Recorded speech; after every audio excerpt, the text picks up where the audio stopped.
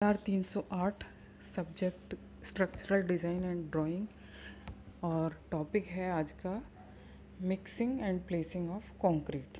ये इसके बारे में अपन पढ़ेंगे। मिक्सिंग क्या होती है?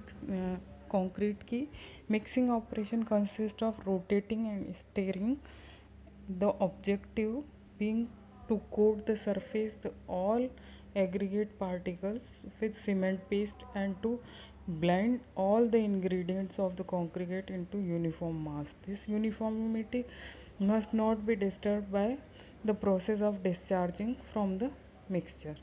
तो ये मिक्सिंग प्रोसेस जो होता है इसको रोटेशन वाले ऑपरेशन से करके मिक्सिंग करके ऐसा यूनिफॉर्म मास बनाना है, ऐसा होमोजीनियस मास बनाना है कि सारे इंग्रेडिएंट्स में कंक्रीट के जो भी एग्रीगेट हैं, कोर्स एग्रीगेट, फाइन एग्रीगेट, उनके ऊपर सीमेंट पेस्ट की कोटिंग एक जैसी हो जाए, तो इसको मिक्सिंग कहते हैं। इसके लिए अपन काम में लेते हैं बैच मिक्सर। ये यूजुअल टाइप ऑफ मिक्सर है। इसके अंदर 1 batch of concrete is mixed and discharged before any more material are put into the mixer. ऐसा मिक्सर है जिसके अंदर एक बैच आएगा, उसमें पानी डालेंगे और मिक्सिंग होगी उसके अंदर रोटेशन से, और फिर डिस्चार्ज हो जाएगा। उसके बाद दूसरा बैच उसके अंदर आएगा। तो 4 टाइप के बैच मिक्सर है। पहला है टिल्टिंग ड्रम मिक्सर। तो जैसा कि नाम से समझ में आ रहा है, इसमें इस वाले मिक्सर में जो ड्रम होता है वो टिल्टिंग टाइप का होता है और इसकी शेप कोनिकल होती है या बोल शेप होती है। इसके अंदर वेन्स लगी हुई होती है और and the discharge is rapid and unsegregated. Discharge इसके अंदर रैपिड मतलब फास्ट होगा और अनसेग्रीगेटेड होगा, जिसमें कि कोर्स एग्रीगेट और फाइन एग्रीगेट या सीमेंट पेस्ट अलग अलग नहीं होंगे, एक जैसा यूनिफॉर्म मिक्सचर होगा। ये वाला सूटेबल है लो वर्केबिलिटी के लिए है और जिसमें लार्ज साइज़ के एग्रीगेट्स ज़्यादा हों। ऐसे टाइप के लिए टिल्टिंग ड्रम मिक्सर सूटेबल है। नेक्स्ट है non tilting drum mixer. Non tilting drum is one in which the axis of the mixer is always horizontal. Axis horizontal होगा and the discharge takes place by inserting a chute into the drum or by reversing the direction और rotation of drum. तो इसके अंदर discharge को shoot डाल के अपने को निकालना पड़ेगा और या फिर ड्रम का रोटेशन करके निकालना पड़ेगा, क्योंकि ये टिल्ट नहीं होता। Because of slow rate of discharge some segregation में अकर। अब डिस्चार्ज रैपिड नहीं हो रहा तो इसमें सेग्रीगेशन होने के चांसेस बहुत ज़्यादा है, क्योंकि वो उसमें पड़ा रह रहा है, टाइम लग रहा है, तो इसमें सेग्रीगेशन होने के चांसेस ज़्यादा है। Pan type mixer. Pan type mixer is a force action mixer as distinct from drum mixer, which relies on the free fall of concrete inside the drum. The pan mixer consists of a circular pan rotating about its axis with one or two stars pedal rotating about vertical axis of the pan. तो इसमें pan mixer में vertical axis के about ये rotate होता है और इसके अंदर पैडल लगे हुए होते हैं, जिससे ये एक्सिस के अबाउट मूव करता है। और इसका चार्जिंग डिस्चार्जिंग होती है कि इसमें नीचे से आप इसको क्लैंप और अनक्लैंप कर सकते हो, तो डिस्चार्ज किया जा सकता है। Dual drum mixture. इस वाले मिक्सचर में जैसे कि नाम से पता चल रहा है कि 2 ड्रम होते हैं। Dual drum is sometimes used in highway construction. Here are 2 drums in series, concrete being mixed part of the time in one. कुछ मिक्सिंग टाइम के कुछ पार्ट में एक ड्रम में मिक्स होगा और दूसरे ड्रम में इसको ट्रांसफ़र कर दिया जाता है उसी मिक्सिंग टाइम ड्यूरेशन में, और फिर दूसरे ड्रम से इसको डिस्चार्ज कर दिया जाता है। फिर है continuous mixture. These are fed automatically by a continuous way batching system. जो ऑटोमेटिक वे बैचिंग सिस्टम होता है कि कौन सी चीज़ कितनी जानी है, इंग्रेडिएंट्स कितने जाने हैं, कोर्स एग्रीगेट कितना जाएगा, फाइन एग्रीगेट कितना जाएगा, और सीमेंट पेस्ट कितना जाएगा, और पानी कितना डालना है, ये सब एक होपर में से ऑटोमेटिकली आ जाता है। तो ये कॉन्टिन्यूस मिक्सर होते हैं। चार्जिंग द मिक्सर, इस वाले मिक्सर को चार्ज कैसे करते हैं? There are no general rules on order of feeding the ingredients into the mixer, as this depend on the properties of the mixer and mix. अब mixer को charge करने का कोई हार्ड एंड फास्ट रूल नहीं है। Mixer किस type का use कर रहे हैं और मटेरियल किस टाइप का है, इसके ऊपर डिपेंड करेगा। कभी कभी जनरली जो अपन करते हैं, स्मॉल क्वांटिटी ऑफ वाटर पहले ऐड किया जाता है, फिर सारे सॉलिड मटेरियल उसके अंदर, ड्राई मटेरियल उसके अंदर डाल दिए जाते हैं। अब फिर क्या है कि ग्रेटर पार्ट पानी का इसके अंदर इसी वक्त डाल देना चाहिए, लेकिन कभी कभी ये होता है कि कुछ पार्ट डाल दिया जाता है और बाद कुछ वाला लास्ट में डाला जाता है, जब सॉलिड मटेरियल डाल दिए जाते हैं। तो कोई भी टाइप किसी भी साइट पे फॉलो करी जा सकती है, जैसे भी इंस्ट्रक्शन हो।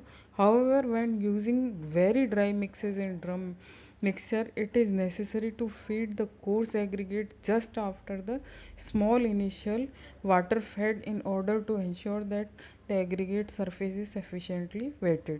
अब अगर ड्राई एग्रीगेट अपन इसके अंदर डाल रहे हैं, कोर्स एग्रीगेट, तो उससे पहले थोड़ा सा पानी अपने को ऐड करना चाहिए, ताकि उस सरफेस के ऊपर पानी की कोटिंग आ जाए,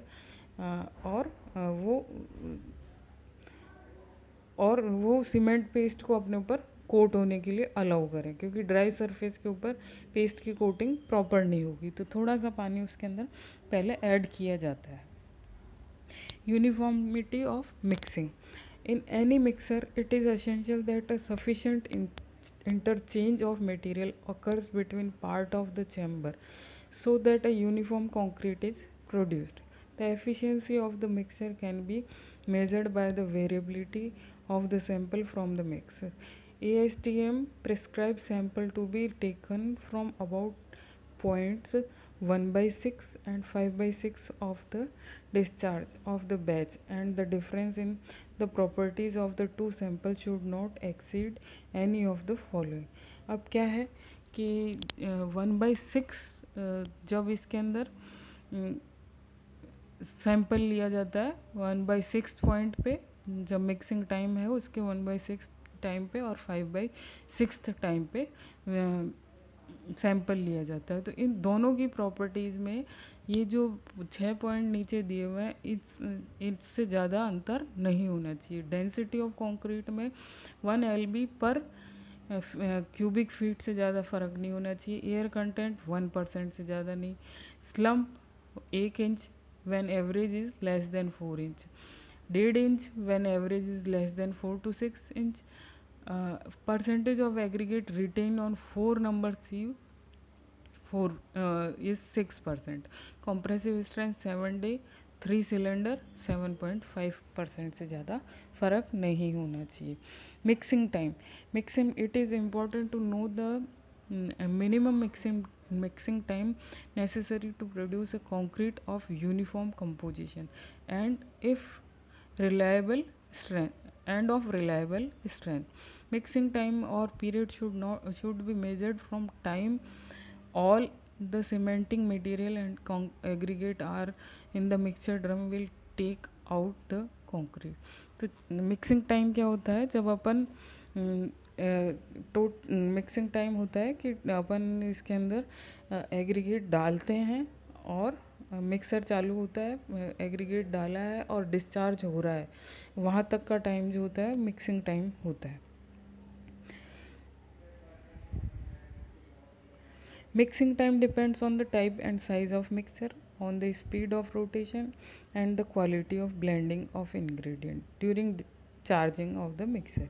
Generally, a mixing time less than 1 to 1.25 minutes produces appreciable non-uniformity in composition and a significant lower strength. अब इससे कम है 1 मिनट या एक 1.25 मिनट से कम मिक्सिंग टाइम है, तो ये सारी चीज़ें नॉन यूनिफॉर्मिटी होगी, लोअर स्ट्रेंथ होगी। Mixing beyond 2 minute occurs beyond 2 minutes causes no significant improvement in these properties। अब 2 मिनट से ज़्यादा भी होगा तो इन प्रॉपर्टीज़ में यूनिफॉर्मिटी और स्ट्रेंथ में कोई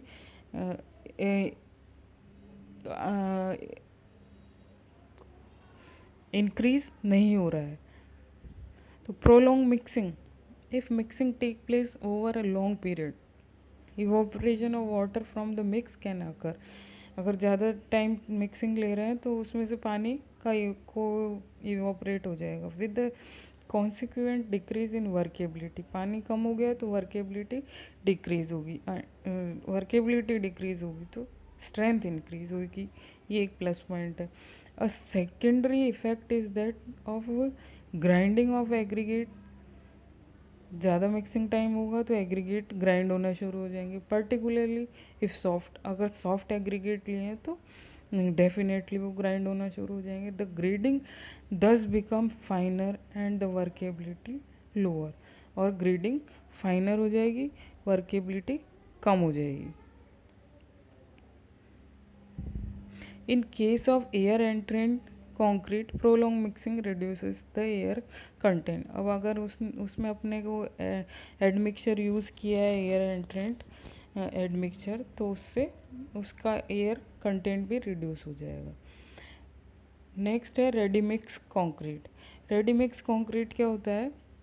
If instead of being batched and mixed on site, concrete is delivered for placing from a central plant, it is referred to as a ready mix or pre-mixed concrete। अब site पे mix करने की जगह plant से ही mix करा हुआ आ गया तो इसको रेडी मिक्स concrete बोलेंगे। This type of concrete is used extensively abroad as it offers number of advantage in comparison with the other methods of manufacture। इसके एडवांटेज क्या है रेडी मिक्स कॉन्क्रीट के? Close quality control of batching which result the variability of the desired properties of hardened concrete.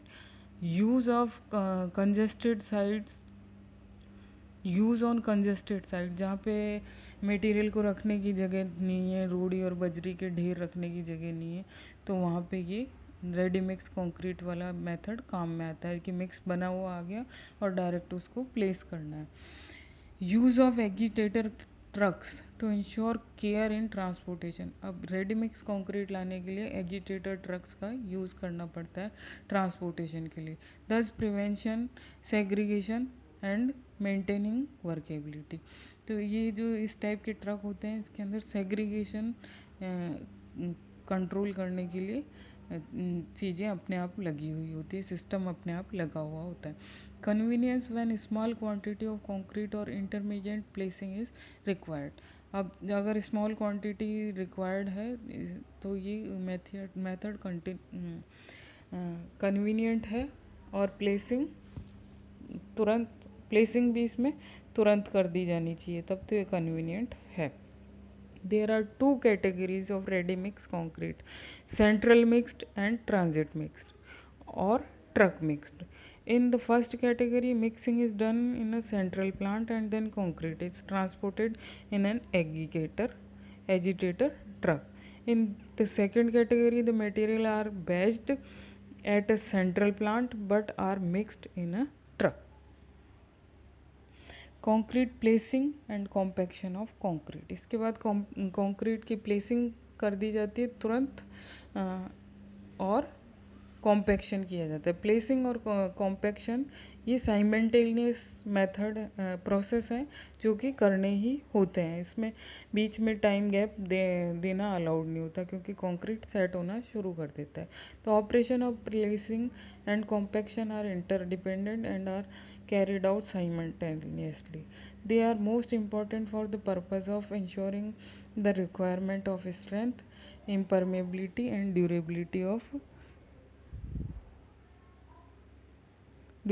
of hardened concrete in the actual structure। As far as placing is concerned, the main objective is to Deposit the concrete as close as possible to its final position so that segregation is avoided and the concrete can be fully compacted. The aim of good concrete placing can be stated quite simply. It is to get the concrete into position at a speed and in a condition that allow it to be compacted properly. To achieve proper placing, following rules should be kept in mind. The concrete should be placed in uniform layers, not in large heap or sloping layers. The thickness of the layer should be compatible with the method of vibration so that entrapped air can be removed from the bottom of each layer. The rate of placing and of compaction should be equal. If we proceed too slowly, the mix could stiffen so that it is no longer sufficiently workable. Or on no account should water ever to be added to stiffen to concrete that is setting.